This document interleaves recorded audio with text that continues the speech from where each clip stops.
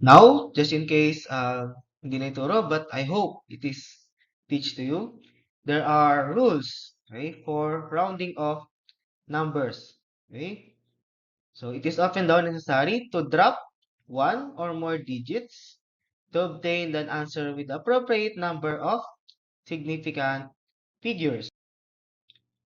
Now, if the first digit to be dropped is less than 5, so leave the preceding unit unchanged.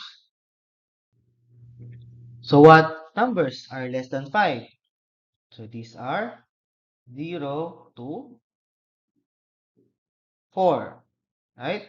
So if the first digit to be dropped is less than 5 or 0 to 4, okay, leave the preceding unit unchanged. For example daw, if we will round 3.12467, since this number is 4, okay, so 3.12 with 3 significant figures, is the first number to be dropped is 4. So this would be unchanged, right? Next, if the first digit to be dropped is greater than or equal to 5, so we increase the preceding digit by 1, right? So I hope this is taught to you in elementary days, right? So if 0 to 4, we retain the value. Way greater than 5, we add 1. For example, 4.267, since this is 7 more than 5, so we can round this 6 plus 1 to 4.27.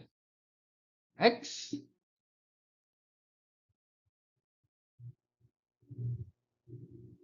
So rounding of numbers somehow stop there, right? With the previous two rules. If 0 to 4, retain 5 above plus 1. But this part is commonly omitted or not taught. But please note that these rules also apply when rounding off numbers. If the first digit to be dropped is 5, actually 5, okay, followed by a non-zero digit, round up. So this is what we normally do, right? Okay, so if the first digit to be dropped is 5, exactly 5. Since this is a non-zero, 1, okay, so we can round up the 2.45 to 2.5, okay? But if the first digit to be dropped is 5 followed by a 0. So remember, kanina, it is followed by a non-zero. So we do the usual thing. Now, if it is followed by a 0, you only round up if the number is odd, otherwise retain. So for example, if we will round this 5 is followed by a 0. Okay? Now, since this 5 is an odd number, right? So we can round up. It will become 2.6. Okay? But, in another example, so this 4 followed by a 5. So this the one we need to drop. And followed by a 0. Now, since this 4 is an even number, so we could not round it up to 2.5. Okay, so we must retain the value of 2.4 even though the number is 5.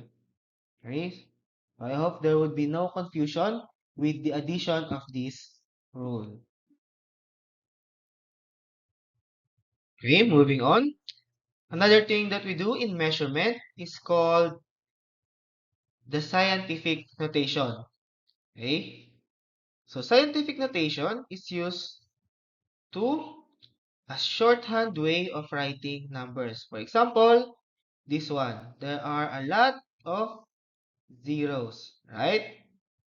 So, to avoid writing it that way, so for example, here is your decimal place.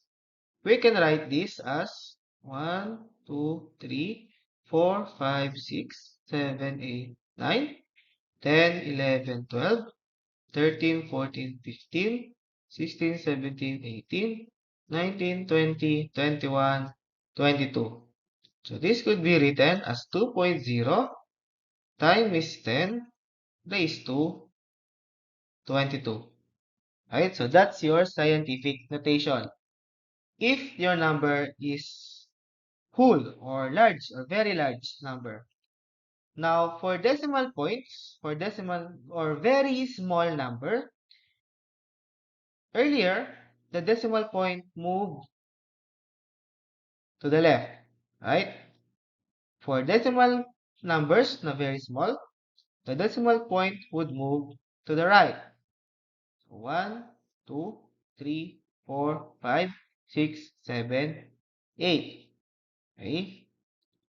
3.0 times 10 raised to negative 8. So if your exponent is positive, it means that your number is very huge. Okay, sobrang laki ng number.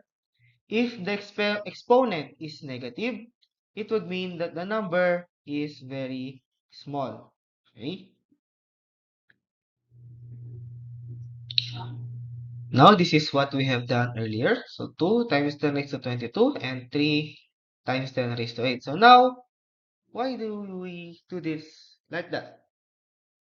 Can't we write it as, let's say, 20 times 10 raised to 21? It is the same number, right? Or this one, I write as 0.3 times 10 raised to negative 7. Can I do that? Okay. So in other references or in other books, so there are some who does this, but in general, kasi, okay, the rule for scientific notation is that our base, okay, this number, should be in the range of 1 to 9. Okay? Since we are using a times 10 multiplier. So, siguro, I guess, it would be better to follow na lang this rule.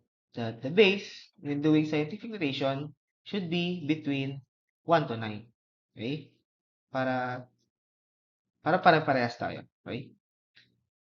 Now, a helpful hint, the sign of the exponent tells which direction to move a decimal. Okay? So, a positive exponent means the decimal to the right, since our number is very large or huge number. And a negative exponent moves the decimal to the left. So, for example, in here,